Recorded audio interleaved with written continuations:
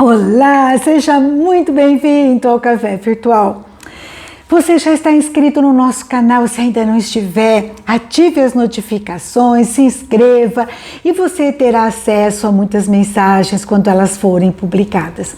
E hoje eu gostaria de conversar com você sobre um tema, andando com Deus. Uma jovem me procurou e pediu oração. E ela disse assim: Regina, eu queria tanto desenvolver uma intimidade genuína com Deus. Eu falei, eu também, né?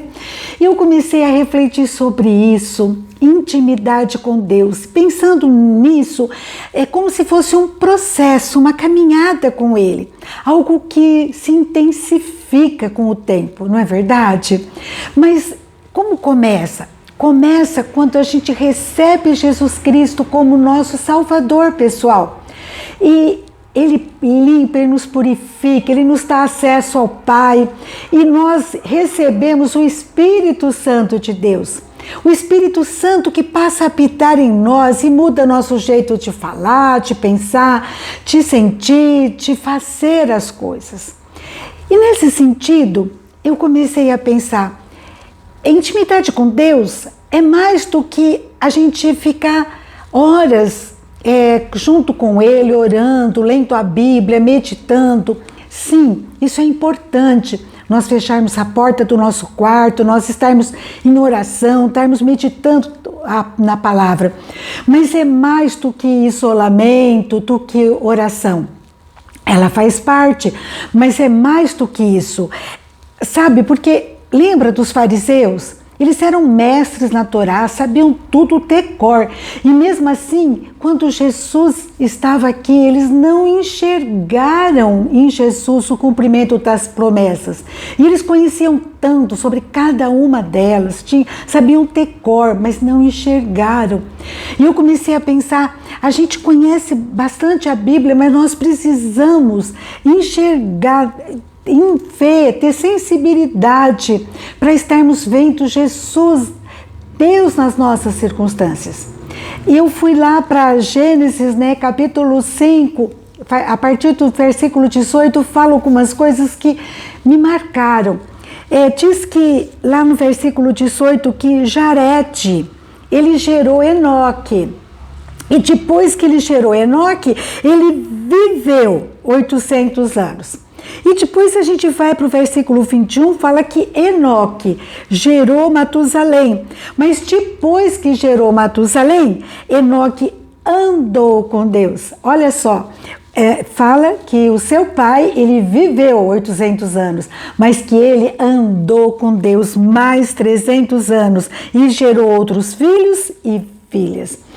Olha que coisa interessante. Nós temos aqui que Enoque, ele andou com Deus. Ele teve um filho chamado Matusalém. Foi o homem que mais viveu na face da terra que nós temos notícia.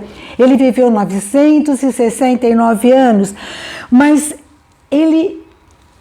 acredita-se que Matusalém, o filho de Enoque, tenha morrido afogado no dilúvio.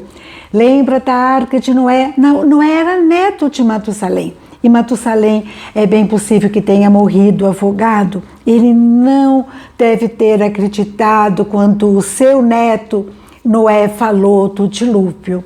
E a gente vê aqui que cada um desses personagens citados tiveram um destino de acordo com as suas decisões, com as suas convicções, de acordo com a sua fé.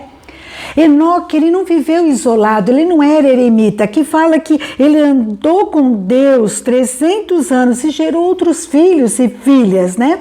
Então, ele não se isolou, mas um dia, aqui fala, ele, no versículo 24, ele já não foi encontrado, pois Deus o havia arrebatado. Deus tomou Enoque. Era uma intimidade, algo tão forte, que Enoque andava com Deus. E uma vez uma professora da escola dominical falou, olha, eles estavam tão juntos, conversando, a conversa estava tão boa, que Deus o tomou, levou para a sua casa, né, para os céus.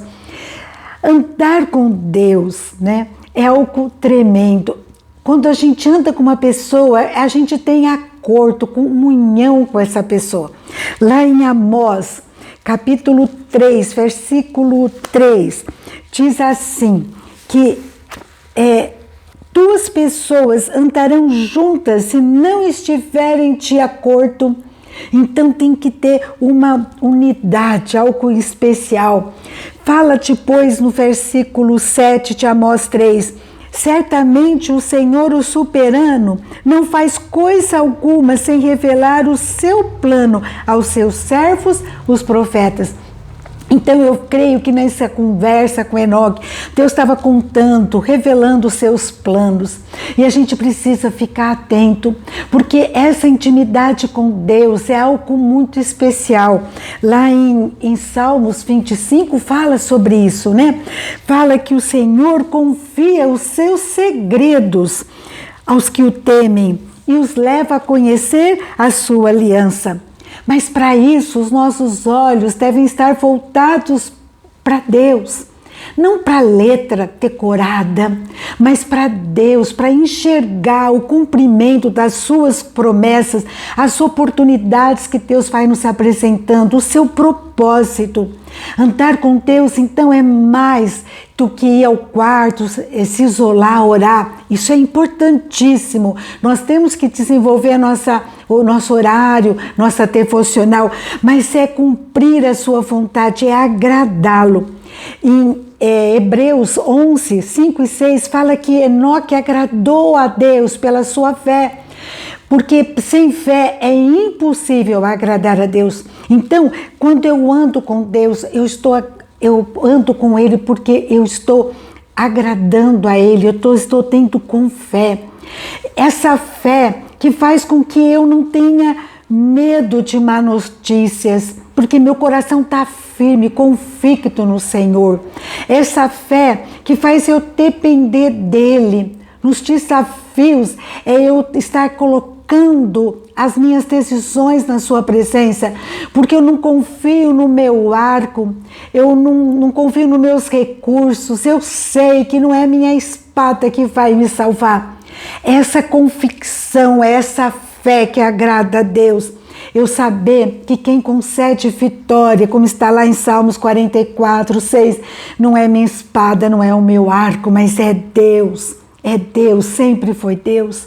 É aquela fé que quando a secura vem, os desertos, as lutas, as impossibilidades, eu me volto para Deus. Eu sei que apesar de eu não ter os recursos, né, a matemática de Deus é diferente. Deus, Ele faz brotar recursos nos desertos, faz brotar fontes de água viva nos desertos. Essa fé agrada a Deus. Andar com Ele é ter essa confiança, é ter essa fé que agrada a Deus. É a gente saber, né, que nas minhas decisões eu quero fazer aquilo que está de acordo com o propósito de Deus. É aquela ideia, né? Quando eu vou decidir alguma coisa, o que está na palavra com relação a isso, o que eu devo fazer. Eu não quero negociar os absolutos de Deus. É eu chegar, orar no meu quarto, na minha devocional, em meus passos, o que faria Jesus? Mesmo que eu tenha perdas, tem coisas que são inegociáveis. É eu sonhar e eu buscar ser imitadores de Jesus. E ser imitadores de Jesus vai refletir no modo como eu trato o outro. Lembra que Jesus disse lá em João, capítulo 13, versículo 35, amem-se uns aos outros como eu os amei. Sejam meus imitadores, Jesus fala para mim e para você. Vocês devem amar-se uns aos outros, com isso todos saberão que vocês são meus discípulos, que vocês andam comigo. Se vocês se amarem uns aos outros. O amor é uma maneira de agradar ao Senhor. É amar quem não é amável, né? Não é fácil. É ser humilde. Lá em Tiago 4, versículo 6, fala que Deus se agrada de quem é humilde. Andar com Deus, então, é buscar agradá-lo pela fé, pelo modo de agir, pelo amor. Andar com Deus é enxergá-lo nas circunstâncias. Ai, será que eu estou sensível ao que acontece à minha volta? A ação de Deus. As lutas vêm, mas será que eu estou em paz? Eu tenho paz mesmo nas lutas. Mesmo nas lutas, a certeza de que Deus é soberano e nada acontece por acaso. Mesmo que eu não entenda, eu não sei o que está acontecendo na sua vida agora, mesmo que você não esteja entendendo, creia que um dia vai fazer sentido. Eu quero muito andar com Deus. Você também ter essa intimidade de ter uma fé inabalável. Saber que mesmo que em volta, né, nós estamos passando por um tsunami, umas lutas que a gente não entende, mas ter certeza que um dia vai fazer sentido, um dia eu vou entender o propósito de tudo isso. Eu estava me lembrando sobre paz, né? E eu lembrei de uma ilustração de que um rei pediu que 2 pintores ilustrassem uma paz. E um fez um lago sereno, sem movimento, aquelas árvores cheias de flores em volta do lago, não havia perturbação nenhuma. E o outro desenhou uma cachoeira cheia de espuma, de respingos, né? E ao lado dessa cachoeira, uma árvore. E nessa árvore, um ninho e uma mãe alimentando seus filhotes. Em meio daquele barulho, daquela movimentação, aquela mãe estava tranquila, alimentando seus filhotes. Esse quadro foi escolhido pelo rei como representante de uma paz interior, que as circunstâncias não mudam. Eu achei muito interessante a gente saber que no meio de uma luta tão grande, o pior que pode nos acontecer no meio de uma doença, de uma pandemia, é a morte. Mas como disse Paulo, né, para mim o viver é Cristo e o morrer é lucro, lá em Filipenses 1:21. É eu então entender que ser amigo de Deus, andar com Ele, é aquela certeza de que Deus está no controle de todas as coisas. A palavra fala que Abraão foi chamado amigo de Deus. Olha que privilégio de Abraão. Em Êxodo 33:11 fala que Deus falava com Moisés face a face, como quem fala com seu amigo. A gente tem muitos conhecidos, não é?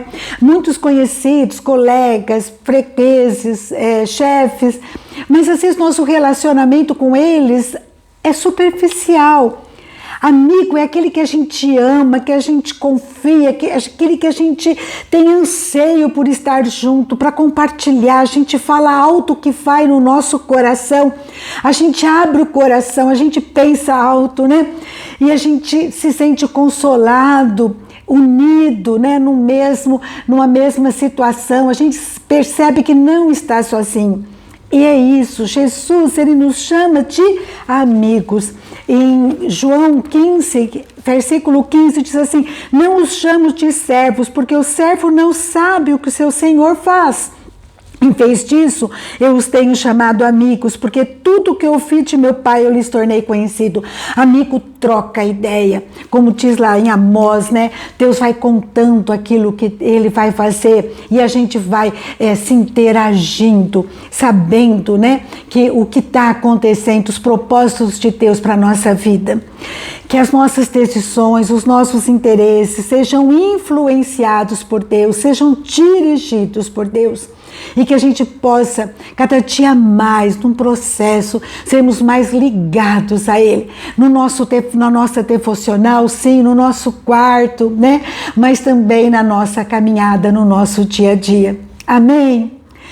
Que Deus abençoe você e eu, que a gente possa ter um coração com ardor, com cada dia com mais vontade, mais disposição de sermos amigos de Deus.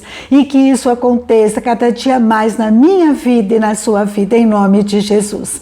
Um grande abraço, Fique com Deus e até a próxima, se Deus quiser.